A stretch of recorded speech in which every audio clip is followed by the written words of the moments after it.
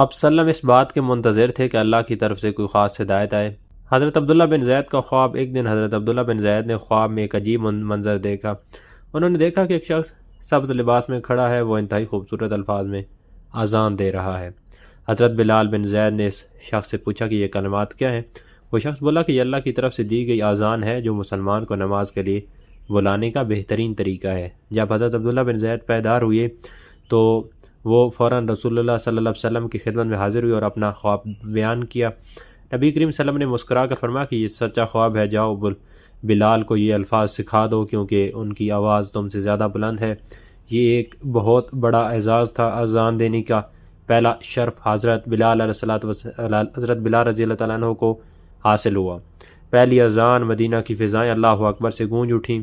جب حضرت بلال نے مسجد نبوی کی بلند ترین مقام پر کھڑے ہو کر پہلی مرتبہ اذان دی تو پورا مدینہ اللہ اکبر کی صدا سے گونج اٹھا۔ لوگ گھروں سے باہر نکل آئے۔ صحابہ کرام کی آنکھیں خوشی سے نام تھیں۔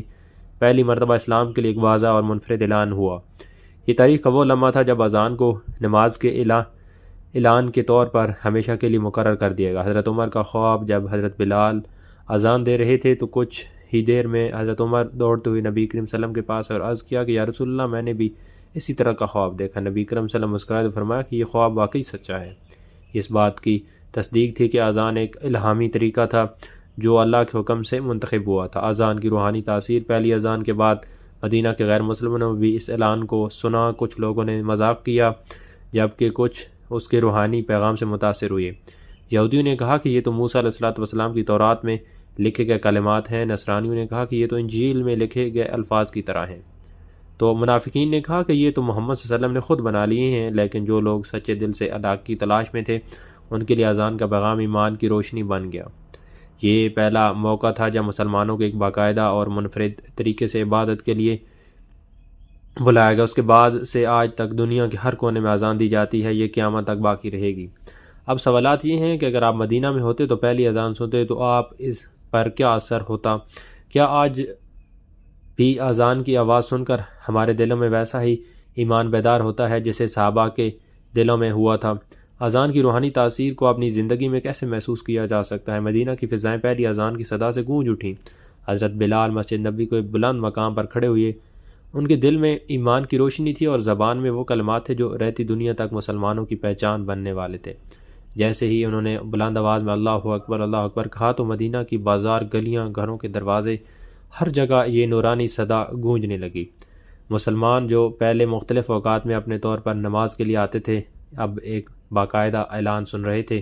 مہاجرین اور انصار گھروں سے باہر نکل کر مسجد کی طرف بڑھنے لگے اور کچھ کے چہروں پر حیرت، کچھ کی آنکھوں میں آنسو اور کچھ کے دل کی محبت سے بھرے ہوئے اللہ کی محبت سے بھرے ہوئے تھے۔ مدینہ میں موجود غیر مسلم بھی رک گئے۔ کچھ نے ایک دوسرے سے پوچھا کہ یہ کس چیز کا اعلان ہو رہا ہے؟ یہ کون سے الفاظ ہیں جو اتنے خوبصورت اور طاقتور لگ رہے ہیں؟ کچھ یہودیوں نے کہا کہ یہ تو موسیٰ علیہ السلام کے دین کے الفاظ جیسے ہیں۔ نصرانیوں نے کہا کہ یہ الفاظ تو ہمارے انجیل میں بھی ملتے ہیں۔ لیکن منافقین نے مذاق اڑایا، یہ تو محمد صلی اللہ علیہ وسلم کا نیا طریقہ ہے اور دیکھو کیسے لوگوں کو بلایا جا رہا ہے۔ مگر ان تمام باتوں کے باوجود یہ حقیقت تھی کہ مدینہ کی تاریخ میں یہ پہلا موقع تھا جب اسلام کی ایک منفرد پہچان دنیا کے سامنے آئی۔ حضرت بلال کی پرجوش اور گونجتی ہوئی آواز جب حی علی الصلاۃ حی علی الصلاۃ پر گونجی تو گویا ایمان کی لہر نے مدینہ میں موجود ہر شخص کے دل کو ہلا کر رکھ دیا۔ یہ صرف ایک اعلان نہیں تھا بلکہ اللہ کی طرف بلانے کا وہ طریقہ تھا جو قیامت تک جاری رہنے والا تھا۔ مسجد نبوی میں پہنچنے والے صحابہ کرام نے نبی کریم صلی اللہ علیہ وسلم کی طرف دیکھا اور آپ صلی اللہ علیہ وسلم کے چہرے پر مسکراہٹ دیکھی تھی اور خوشی واضح تھی۔ آپ صلی اللہ علیہ وسلم نے فرمایا کہ یہ اذان اللہ کی مرضی سے دی گئی ہے اور یہ ہمیشہ کے لیے مسلمانوں کا طریقہ بنے گی۔ یہ وہ دن تھا جب اسلام کو پہلی بار ایک منظم عبادتی نظام ملا اور جب بلال کو وہ اعزاز حاصل ہوا جو آج تک ہر مؤذن کے لیے ایک مثال ہے۔ حضرت بلال کا اذان دینا مدینہ کی پہچان بن چکا تھا۔ جب بھی وہ اپنی گونجتی ہوئی اللہ نے اس کے قدموں کی آہٹ جنت میں سنا دی۔ آخر ایسا کیوں ہوا؟ کیا صرف اس کی رنگت، نسب یا دولت کی کمی اسے کمزور بنا سکتی تھی؟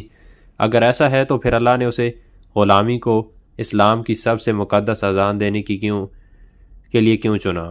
ہم کون ہیں اور ہم کیا کر رہے ہیں؟ کبھی ہم نے خود سے یہ سوال کیا ہے کہ ایک غلام کو اللہ تعالیٰ نے اتنا بڑا مقام دے دیا اور ہم جو آزاد ہیں ہمارے پاس ایمان، دولت، علم اور ہر سہولت موجود ہے، پھر بھی ہم اللہ کے کتنے قریب ہیں؟ کیا آج ہماری آواز بھی زمین سے عرش تک پہنچتی ہے؟ اور کیا ہماری عبادت، ہمارا تقوی، ہمارا کردار اتنا بلند ہے کہ اللہ ہم سے بھی راضی ہو جائے، یا ہم صرف دنیا کی خواہشات میں کھو گئے ہیں؟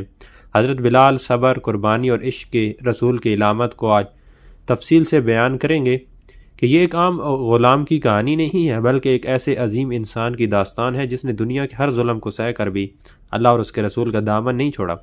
ایک حبشی غلام جسے سخت گرمی میں مکہ کی تپتی ریت پر لٹایا گیا، سینے پر بھاری پتھر رکھا گیا، لیکن زبان پر صرف ایک ہی کلمہ تھا، احد احد، اللہ ایک ہے، اللہ ایک ہے۔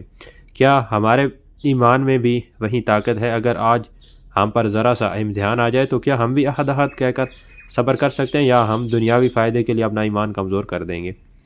حضرت بلال کی قربانی ہمیں یہی سکھاتی ہیں کہ اگر ایمان مضبوط ہو تو دنیا کی کوئی طاقت ہمیں ہرا نہیں سکتی۔